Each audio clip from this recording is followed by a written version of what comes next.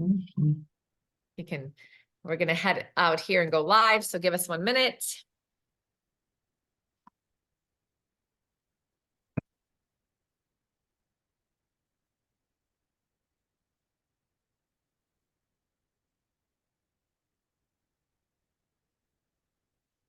Here we are.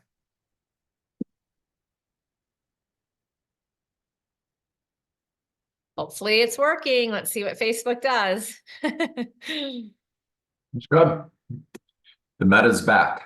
It is back. Woohoo. We were wondering All if we right. were going to be able to go live with you guys today. Well, Meta was hacked. That was quite interesting. If nothing else, we'll probably get some comments on our video about that. That created some waves, John. yeah, it's interesting, something that we've lived without for most of our life, and now it disappears for a couple hours, and everybody is in panic mode. I'm like, all right, phone works, right? Get on your phone. Well, this was so interesting. This is where my mind went, John, is I was like, that wouldn't actually be a bad thing because we'd all have to go into our phones and pick up the phone and call each other. Right. Yeah. It's interesting. So, But I okay. have to admit, I did feel a little uncomfortable and uneasy myself. I have to admit, I think I'm in the same boat because I thought, oh my gosh, all these contacts that I would miss or something like that. It was just a weird feeling. I just tagged you on Facebook, John, so your people should be able to see us live as well. So you guys make sure you comment. We'll watch the comments. Love that. Cool. All right. So John and I always talk before our live, our real estate thoughts. And, what are we going to talk about today? And I've been hearing this theme, John, I've been having this conversation, and the theme has been, I'm in the last phase of my career. It doesn't matter if it's 3 years, 5 years, 8 years, but we know it's the last phase. And so what does that look like? What are my goals? What's important to me? What's my legacy? Some of these conversations are coming up, and I was on a run this morning with another coach that I run with a couple days a week. And she actually just brought up a conversation that she got a new coaching client. He's in the last 3 years of his career. He's been a top performer in, I believe, financial advising industry. And he was kind of in this mentality, like, I'm just going to phase out. I'm just going to slow down these last 3 years, until a friend asked him a question, which was, is that really how you want to go out after being a top performer all these years? How come you're not just like bursting through the finish line? How come you're not ending your race, going hard? And it was just interesting because there might be two thought processes there that people possess, right? What do you think about that? Well, immediately I go to real estate, and my first thought was, how many real estate agents are actually retiring? So I don't think this is something that comes up very often in real estate. Yeah. And when it does, it's it's not something that's planned out as well as it is in the corporate world. Mm-hmm. Okay. Now, my second thought was this gentleman that your friend was talking about. He's obviously very competitive. That's part of what got him where he is. Right. And competitors don't coast across the finish line. It's just not normal. Yeah. It's not in their DNA. Yeah. I know it's not in my DNA. It's not in your DNA. And Carrie, honestly, I don't have a retirement date in mind, not because I'm going to need to work the rest of my life in order to support my family, because I won't. Neither will you. Yeah. But for me, work is fun. Why would I want to retire from something that I enjoy? Yeah. And I know I just took the conversation a completely No, different it's good. way. It's a good conversation because it's so interesting you say this. It's fascinating to me that in the last week in real estate, I've had 3 or 4 conversations with people, not that they necessarily one of them had a timeline. She had 3 years, which was interesting. That was maybe just an age that she had in her mind. She wanted to retire or just not work as much or travel more or whatever, but she has these 3 years in mind specifically. And she's been a broker owner for many years. So that was interesting. But the other conversations were just people that they've been doing this for a while. And it's kind of like, I don't know when I retire. I don't know how or if I really fully retire, but what I know is I'm in this last phase. And what does that look like for me? What do I want to put my efforts towards? How do I want to show up? What would that look like? Because I think that there is a shift maybe in mindset when you're early on in your career, you're in this kind of middle phase raising kids or whatever, and now you're at this other Yeah. phase, and it makes Yeah. you think a little bit differently about life, business, legacy, finances. And I'm with you. I know I'm in the last phase of my career, but I don't have a date in mind. I love what I do too. But what I thought was fascinating, because of course we were running too, is to your point, is a lot of top performers in real estate are competitive. Yeah. And when I start to talk to people that were really competitive, but they did, I think why they just go, oh, I'm just going to start to just take the listings I want and just kind of wind down and do these things. It's Yeah. not because it's in their nature. It's because they don't know what else to do. Like, why would they go hard, cross the finish line? Because then what? Like at some point they feel like it's just, they're going to just be done. And so that's an interesting thought. But the way I look at the path, and this is how I came up with the title for my group coaching session that I have every day, Survive to Thrive, is there's different stages that we go through in our lives, right? And if you looked at it like a triangle, right? The bottom stage is the widest because that's where most of the people are. And the top is really small because very few people actually reach that level.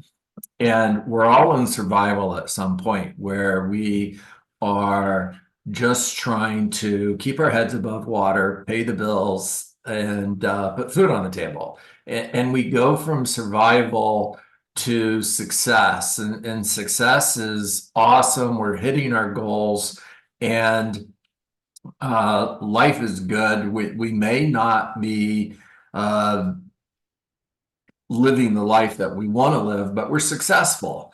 And we stability is when I skip, by the way. So you go from survival to stability and then to success. And then the next level is significance, and that's living a life about other people. And then the last level on that pyramid to success is legacy. And I think for those people who are in the last years of their professional careers, if they can find a way to switch from thinking success to thinking significance and legacy, they might rediscover their passion for what they do. And that will create a sprint to the finish line, because everything that I achieve over the next 3 years or everything I achieve over the next 5 years, I'm building this business that's creating legacy for those who come behind me. It's about changing lives. It's about impacting other people's lives. But if we stay in that success level,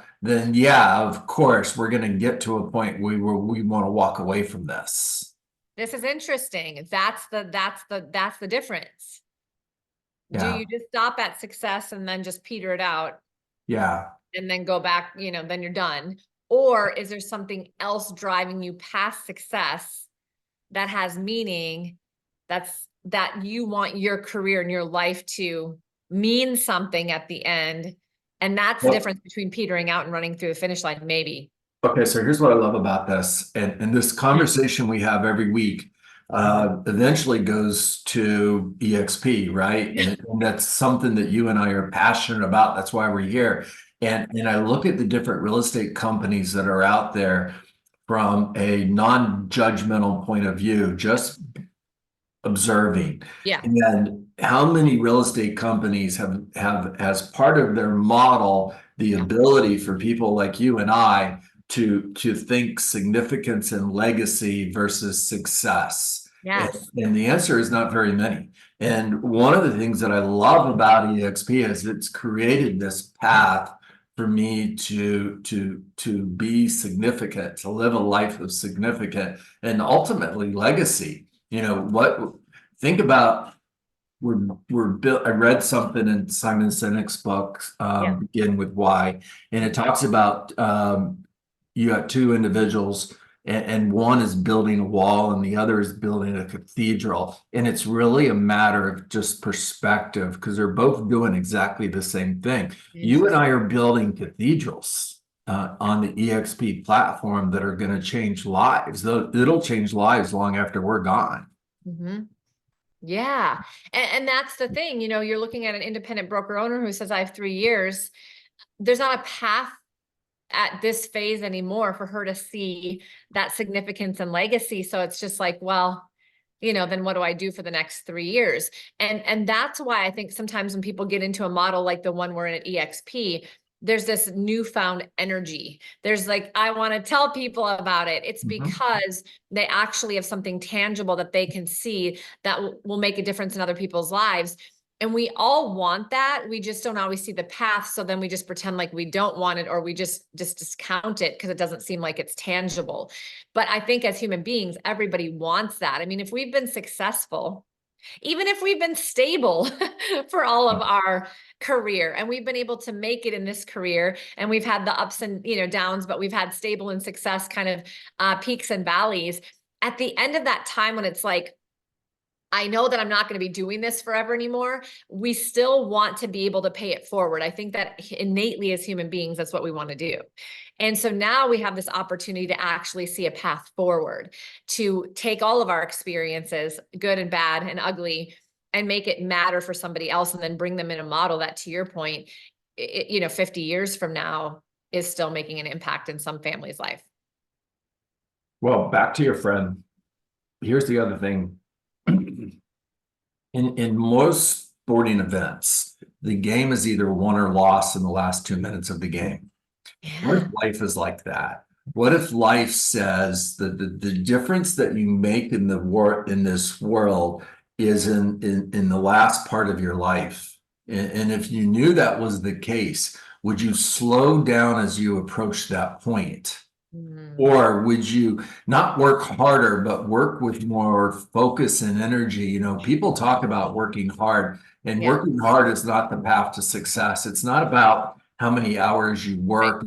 It's about how much focus and urgency you put into those hours. Now, if I know I'm approaching the last part of my life where we win and lose, why would I want to slow down? Wouldn't I want to work with more focus and more urgency? Make more impact, do more things. Yeah.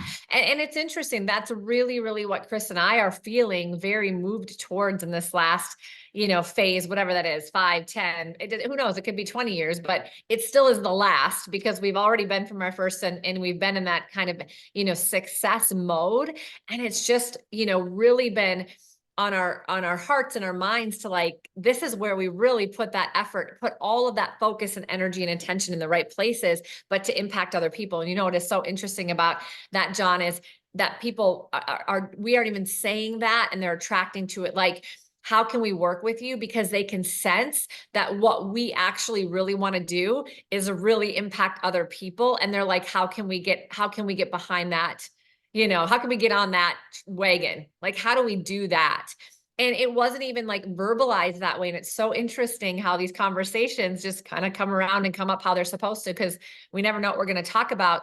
But that has really just been something that we've been thinking about. And then it just is attracting to us like, hey, we have this opportunity. We know you guys have experience in this. Could we work together on that? Because they sense that this is truly a passion to create that legacy and succeed through other people. And why wouldn't we do that at this phase? I agree. That's how we win. There is no win and lose, but this is how we assure ourselves that we go out with, what I would say we feel like we're winning, for others and just in our life and business, and it mattered. The emotional part of our brain is what makes most of the decisions. The logical part of our brain is where we try to make sense of the decisions that we've made. And when people are tied into their gut feeling, which is interesting because the gut feeling doesn't come from your gut, it comes from your heart. Right. And when people explain, I'm an apple person, you couldn't talk me out of it, right? There's my apple. And try to talk me out of it, not going to happen. Now, ask me to explain, I have no clue. I really don't. I have no clue why I'm an apple person. But here's the thing, my point is, the people who are attracted to you, Carrie, they're attracted to your why. They're not attracted to the company or what the company does or any of that. They're attracted to your why. Now, ask them to explain, they won't be able to, and that's okay. But again, I think that, thinking back to your friend, that just another opportunity to impact the world. I mean, what if God was saving the last 5 years of your life for the 5 years where you were going to make the greatest difference in your life? The agents who are part of my group coaching call every morning, they're not surprised when it turns into church, and this is going to kind of turn into church right now. So hopefully everybody's okay with that. Yeah. Jesus didn't begin the most important part of his life on earth until the last 3 years of his life. That's right. It's when it started. That's right. Everything up to that point was preparation for the last Preparation. 3 years. Yeah. I don't know if we could end it on a better note, to be honest with you. I mean, it's preparation. What have you been prepared for? And then what are you going to do with it? Yeah. Got to find, and then you got to find the people and the place. And I really believe in that. Like for me, I had to find the platform to be able to do this, or I wouldn't be able to do what I'm doing. Find the people. That's so cool because, when you study this and you lead with your heart and you lead with your why, not everybody is going to connect with you, right? Which is fine, right? My wife doesn't get it. She thinks Apple is stupid. She thinks I'm My husband too. for following Apple. She's like, Android is so much better. I'm like, eh. So it doesn't matter. They can give them away and it still wouldn't change my mind. Yeah, me either. I know. And this is funny because Chris has an Android and I have an Apple. We are very attached to our respective technology. Oh my gosh, that's amazing. So also, when you know what your why is, or you feel like this is the last phase, I got to make it work for what I believe my calling is, or my purpose is, and what I have been prepared for, because we're all different. It's not about everybody that you're going to be able to impact, but it's about the people that really need and want what you have to give, that you're going to make the greatest impact on. And those are the people you're supposed to work with. That's For me, it's really simple. It's to inspire people who will inspire people that will inspire people that will inspire people. Yeah, that's amazing. And you definitely do that, John. There's no doubt. So Awesome. This was an amazing conversation. It was one that I think was certainly supposed to be had. If you guys enjoyed it, make sure you comment below, share it with somebody that you think needs to hear it. And John, thanks for another Real Estate Thoughts with John and Carrie. I never do this, but I'm going to do it today. So if you're watching this either live or on video and you like what you heard, then reach out to Carrie, reach out to myself. We'd love to talk to you, right? Give that video a thumbs up, make a comment. But more importantly, reach out. Now I'm going to tell you, there's going to be some of you who are going to feel it in your gut. I should call them. And there's going to be some of you who are going to ignore that. And I'm going to encourage you, don't ignore that calling. Pick up the phone and make a call. Yes. You will be forever grateful you listened to your gut, which is actually your heart. John, I love that. There you go. Thanks, everybody. Bye for now.